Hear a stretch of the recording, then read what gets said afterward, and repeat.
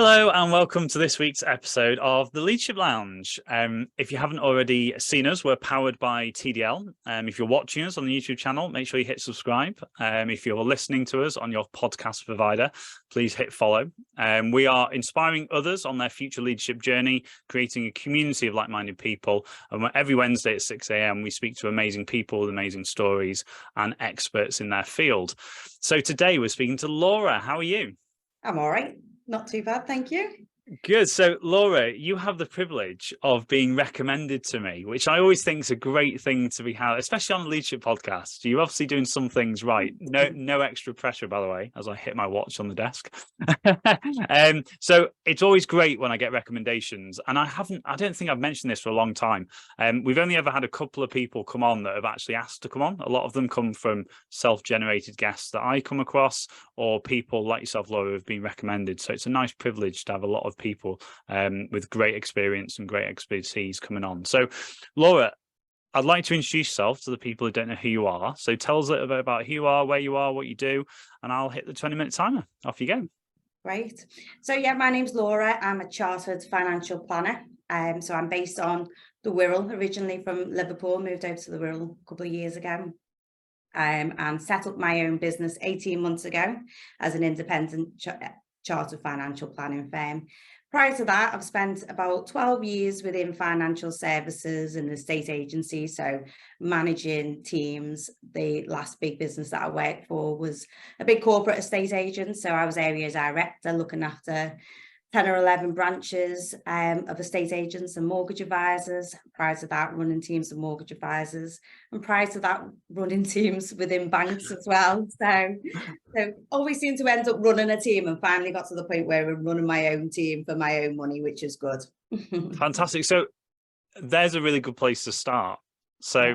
It seems like you have had those leadership roles, a lot of them. So how do you think you ended up in that situation? Was it something that you were driving, or something that other people saw in you? And where were those foundations? Where do they come from? Yeah, so I have always ended up in leadership roles, and I think it's just something that's probably naturally within me. I do tend to be the hardest working person in most situations, so that helps, I suppose. And that's just probably because it's just in my nature, really. If I'm going to do anything, I do tend to go for it, whether it be within a working environment or outside. So I guess that kind of has inspired other people in the past to put me into leadership roles and try and get the rest of the team doing that. So I just kind of find myself in those positions. Yeah. Can you must have had lots of experiences and stories to tell. Can you resonate with what I always say is that the twists and turns, the ups and downs of leadership? Yeah. What can you identify some twists and turns, ups and downs on what you've maybe found challenging or what you've succeeded in as well? So both ends of the spectrum. Yeah, absolutely. I mean, working with any leadership role, you have to deal with people, obviously, and probably the challenges of working with people is the emotional side of people and all of that kind of thing. So you obviously need to get a job done, but understanding that people have other things going on in their life other than working towards that end goal is really important. And that's probably where I've found my challenges over time, and learn to be a lot softer with people and making sure that actually the people who do the best job for you are the ones that are happy. So I've got, good things going on in life. I've got that social kinds of network, or you're creating a good social environment within the team that you're working with.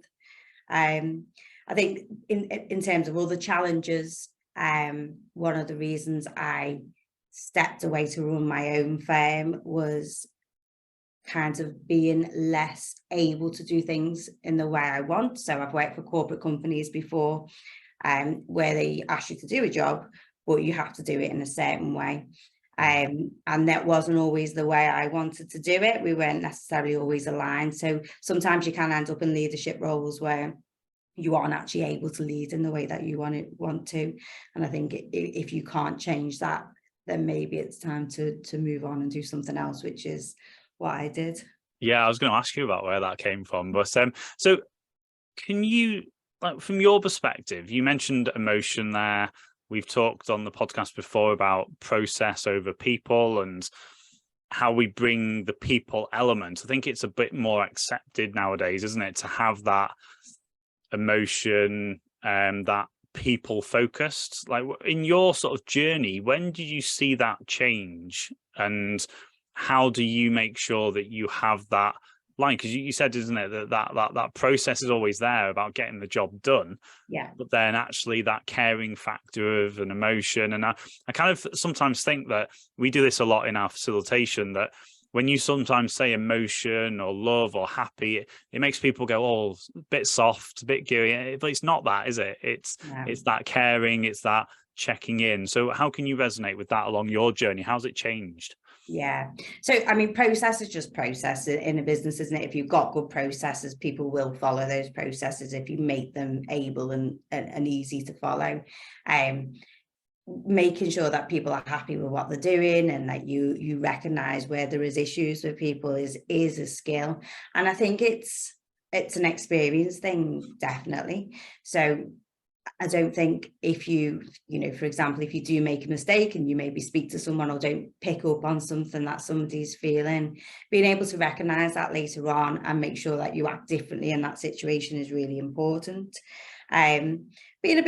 Being confident as a leader as well is really key as well. So if you know you're a good person and you speak to people in the right way and you treat them with respect and you make sure that they're happy, and you ask them, just the basic things that sometimes you can forget when you're running a team. So, asking people about themselves, are they having a good day? Remembering the kids' names. There's quite a lot of basic things that you could forget about because you're focusing too much on the process and getting the job done. So I think they're really important to remember. Is there any things, obviously, we've obviously got listeners who are on their leadership journey and are listening to sort of experience and wanting to add to their toolbox of experience and awareness, let's say. Have you got anything that you do to sort of slow down, to check yourself, to make sure things are in place, make sure that you're not too process focused and you've got the people element? Because it is a challenge, isn't it? It is that kind of fast pace, things come in, and before you know it, and we're talking months here, before we know it, people go, actually, yeah, I've not checked in with the team for a little bit, and that little bit can be 6 months. So what are your how do you make sure you're online with your people element of your leadership? Yeah, well, actually, I make it part of the process. So, we have, yeah, and that's how you make sure things happen, because you're totally right, especially when you're running your own business. And as I am at the moment, you then become, you're the leader of the team, you're the one that has to be strategic and put the plans in place, but you're also the fee earner. So you have to go out and actually do the business that's bringing the money in. So it can be very easy to forget about those things. So we have a process where we have a meeting every morning where everyone jumps on, has a chat, pretty relaxed, talk about our day, but we also plan in social events. So we have a meeting where we'll sit down and go through, right, what events are we going to go to this year? Let's get them in the diary, make sure they happen. And also it can be difficult these days in certain industries to sit down in a room with people. So one of the things we're doing today, because Friday is our day to do this, we always make sure that we all get together on a Friday, and we work. We're actually in a hired meeting room today, but we work in various different places. Even if we don't need to do everything together, we just come in, sit down, sit in the same room and just have a chat about things, make sure that we've got some cakes in there at the minute and that kind of stuff, because it can be very easy to forget about those things as well, especially in this post-COVID environment where we're always on Teams and Zoom and working from home and everything else. Yeah, so that's a good cue for my next question. Well done. With technology, we were chatting before we jumped on, weren't we, about the use of technology, almost post-COVID, and a really positive nudge in the right direction of using it really effectively, productively. And what's your experience in embracing technology as part of your leadership now and future? Yeah, absolutely fantastic. Came along at a good time, but in many ways would have been great if it came along 5 years ago. So my previous role to this one was actually running a team of about 80 people, and they were across different branches across Merseyside, so right across the Wirral in Liverpool, so not hugely far away, but at the same time a lot of driving around from place to place. These kinds of things like Zoom and Teams that we just do on a day-to-day basis now, if we'd have had that then, I could have been a lot more productive.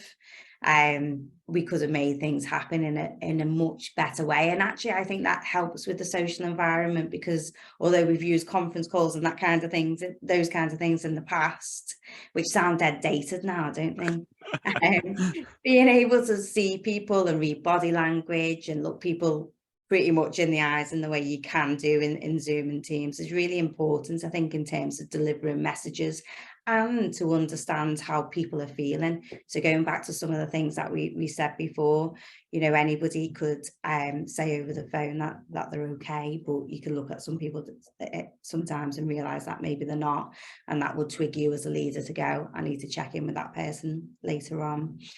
So technology, and I'm mainly focusing on kind of Zoom and Teams at the moment when I'm talking about technology, but that's been really quite life-changing for me. Yeah.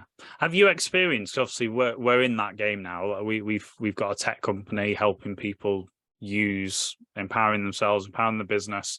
Have you seen an improve in collaboration between using, because I was joking with you before we jumped on, I'm not the tech person, and I've had a whirlwind journey of upskilling myself, and pretty amazed at the capability of how we've set the company up to collaborate best practice. When we pitch to companies, they're like, wow, like we've got teams, but what you've just shown us, we just scratched the surface of what we've got the capability of. So have you experienced that kind of collaboration and that excitement of learning and getting better at doing something and bringing the team together? Yeah, totally. I mean, we've always used a lot of tech in our industry. We're in financial services industry, so we've always used a lot of tech. Most of the time, it's not great. There's a lot of clunky tech, and certainly in financial services, there's loads of things happening which are exciting in the background. And we're training, different kinds of people on this tech. So we've got some people who may have been who may be classed as an older generation, who by themselves will say, oh, it takes me a little bit longer to pick this kind of stuff up. But actually, once they've picked it up, they're absolutely flying with it. And they see the value of it in terms of making them more efficient and being able to get more done. Yeah, I think I'm laughing because what you're saying that about I think and we're probably in the same generation, that I know what a computer looks like. Yeah. I don't necessarily know the inner workings of it, and the fact my children now are doing coding at school and all this. But I've been quite amazed about, and again, I'd love to know your perspective on the future generation, because we're going to have to level up everything, because they're coming along with this skill set and with the ability to pick up tech quickly. I think I've been surprised recently about how behind in education, secondary and what am I trying to say, college and university level, that they're maybe not in tune to business level. Yeah. Well, there's an opportunity there, but what are your thoughts on that, like the future leaders that you're going to have to be employing as part of your scale? Well, I'm a big believer and always have been in previous roles where being managing teams and recruiting people and bringing people in from school. So we've just got an apprentice who works with us now, who's been with us 2 weeks, Chloe, has just been showing me how to do some things. Brilliant, I like that. So, okay, all right, thanks for that. So these guys, they know they've been brought up in this kind of world. So they pick things up really quickly. So it may take a little bit longer with the business side of things, but in terms of the technology that we've got there to make them, again, efficient and being able to do the job, they're all over it. They don't struggle with it at all, in my view. But I think there's a long way to go. It's quite frightening when you see the things that are coming. I think the next big thing probably in our industry is virtual reality. Starting to see more and more businesses taking on that kind of stuff. So it's exciting, really. I'm not sure how I feel about some of the virtual reality stuff, but actually, if it makes people more comfortable, it makes people talk to each other and communicate, then I'm all for it. Yeah, John, I like that example of do you say it was Chloe? Yeah, Yeah, Chloe. Chloe coming in and teaching you something. Because again, we sometimes have conversations about how do we engage the next generation in the workplace. They're the next generation. We're going to have to interview them, recruit them, upskill them. And again, I don't think a lot of people have the understanding of how much value, especially in this shift in technology. It's a very different world than us thinking we have all the answers to show the next generation. The next generation, I think, has got a lot more potential to be showing us what the potential is for the future, and open up and being, is humble enough the right thing? Probably not, but being open to being taught by somebody that's got a fresh pair of eyes, because it's quite motivational, isn't it? Inspirational when you have that experience. Of course, and I think that's a big, going back to what makes a good leader, and somebody who can be taught, and particularly by the people they've employed. If you get your people to a point where they're teaching you stuff, then great. Because you don't employ them to do the job for you, or for you to literally show them how to do the job forever. You want them to go and crack on with what they need to do, learn more skills themselves, and if they can come back and teach you skills, then absolutely that makes a great leader, somebody who's able to motivate people to do that and also accept it and learn from them as well. Excellent. I've got a big question now. So how have you managed to get, and I'm saying this on the fact you've got a team of people now, and you've had teams before, how do we get great people in our businesses that can inspire you, be on that leadership journey themselves? How have you done it in the past? Because it comes up quite a lot about recruitment, interviewing techniques, getting the right fit for the right positions, maybe the people element over the qualification element, maybe. I don't know. How do you go about it? How are you scaling your team to be really good?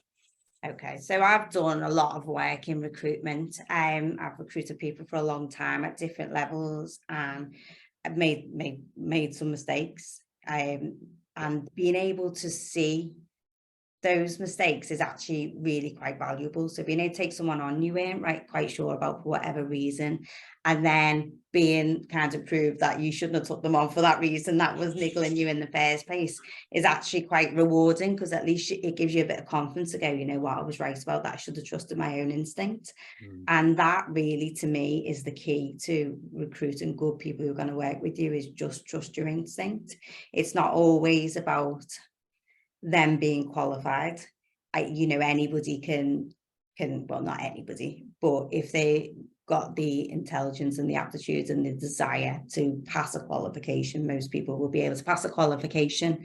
But really, you want somebody who you can get on with, that you can talk to, that you can have a laugh with. These kinds of things that come out in interviews are really important.